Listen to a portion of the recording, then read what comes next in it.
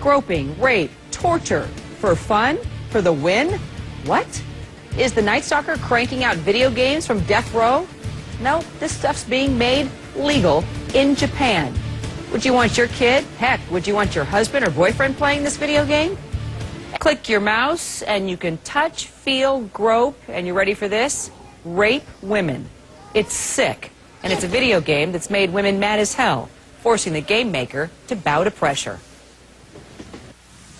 A video game so vile and disgusting that it makes your stomach turn. Players actually groping, stalking, even raping women and little girls because they think it's fun. The game is made in Japan, but women's groups around the world are outraged. More now from CNN's Kyung La in Tokyo. Kyung, it's a story that definitely makes your stomach sick. Well, that's the reaction that a lot of women's groups around the world, and namely in the United States, are having that feeling after watching and viewing this game, or even just hearing about it. We want to make something very clear. The game has already been pulled from the shelves, but in our digital, borderless world, that's just the very beginning of the story. We want to warn our viewers that some of the information in this story you may find a little disturbing. The heart of Japan's electronics district, the world's games of tomorrow on sale today. On shelves in mainstream stores, plenty of what's known here as hentai games.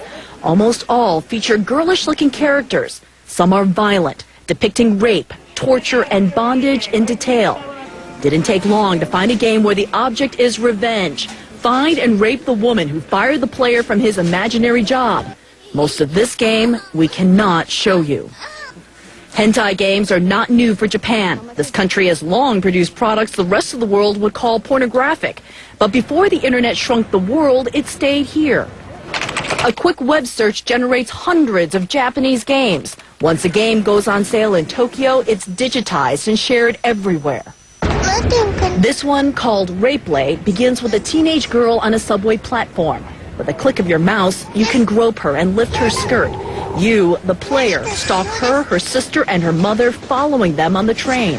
What follows is a series of graphic, interactive scenes that we can't show you. Players can corner the women to rape them again and again, and it goes on from there. The game infuriated women's rights groups.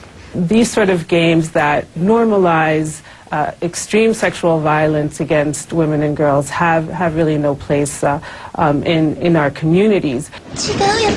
International outrage led the Japanese developer to pull the Rapeplay game from stores last year. But that didn't stop its spread. In fact, the controversy took it viral. That's how Lucy Kibble and Jim Gardner in England heard about and downloaded the game, as they told me over Skype. It was just a fact, it was a controversial subject, and I wanted to try it really, just to see what it was all about. That global availability is why international women's rights groups say Japan needs to regulate game makers better, stopping creation of certain content.